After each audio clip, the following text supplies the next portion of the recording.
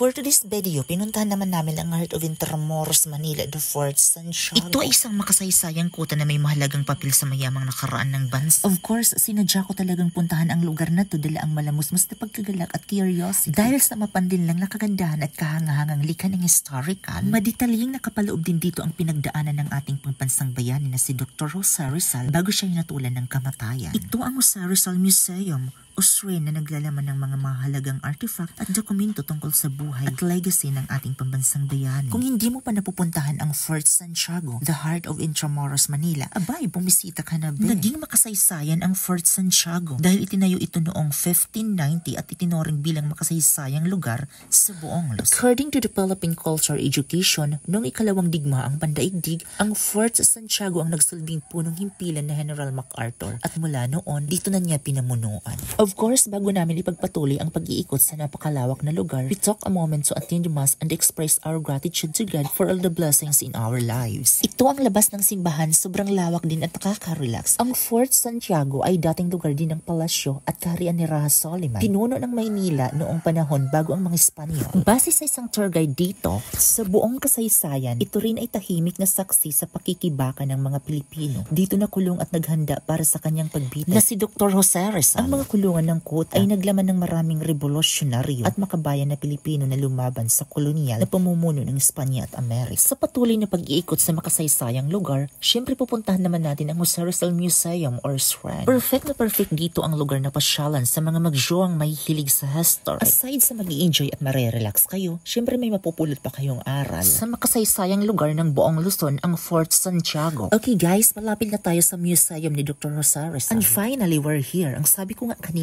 ito ay naglalaman ng mga mahalagang artifact at dokumento tungkol sa buhay at legacy ng pambansang bayani. Ayan, dito nakapaloob ang mga likha at akda ng Rizal. Original na kopya ng kanyang mga nobelang No Limitang Hiri at El Filibusterismo. Mga pinting at ilustrasyon ng kanyang mga akda, mga litera at manuskrito niya. Mga personal na bagay ni Rizal, mga damit at aksesorya na ginamit niya sa kanyang pagbitay tulad ng kanyang coat, hat at case. Mga gamit niya sa Hong Kong clinic tulad ng wash basin at stand. Nandito rin ang ilang kasangkapan at muebles ng bayani. Mga furniture piece na ginamit ng pamilya Rizal sa kanilang bahay sa Calamba, Laguna. Dining set, 4 poster bead at aparador na bahagi ng Rizaliana collection. Mga makasaysayang exhibit, mga pinting collage ng kanyang pagkakulong at pagbitay, mga dokumento at sertipiko ng kanyang pagpanaw at libing, mga exhibit tungkol sa kanyang buhay, pag-aaral at mga adhikain.